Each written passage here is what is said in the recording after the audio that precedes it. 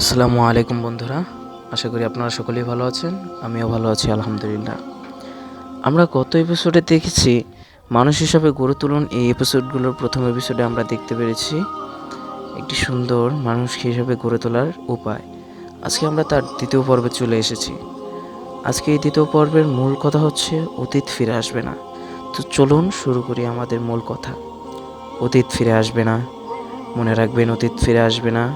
অতীতের দুঃখ বেদনা ও দুর্ঘটনাকে স্মরণ করতে থাকা এবং সেজন্য আক্ষেপ অনুশোচনা করাও পাগলামি। এতে আপনার সংকল্পে দুর্বলতা সৃষ্টি হবে, বর্তমান জীবন সংকীর্ণ হয়ে পড়বে। জ্ঞানীগণ বলেছেন, অতীতের ডায়েরি গুটিয়ে রেখে দিন, তা কোনো দিন খুলে দেখবেন না, বরং তা চিরদিনের জন্য ভুলে যান।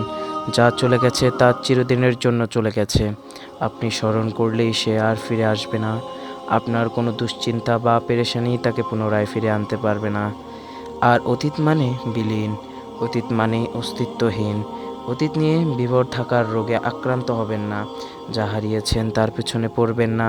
আপনি সমুদ্রকে উৎসের দিকে, সূর্যের উদয়াচলের দিকে, শিশুকে মায়ের গর্ভে, দুধকে স্তনে ও অশ্রুকে পুনরায় চোখে ফিরিয়ে দিতে পারবেন না।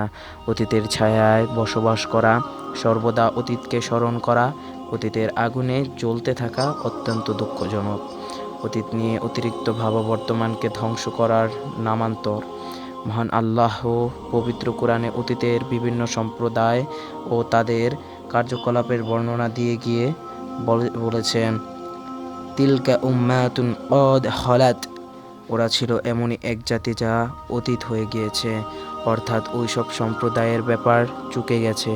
অতীতের বিষয় নিয়ে ঘাটাঘাটি করে এবং অতীতের পাতা উল্টিয়ে কী লাভ।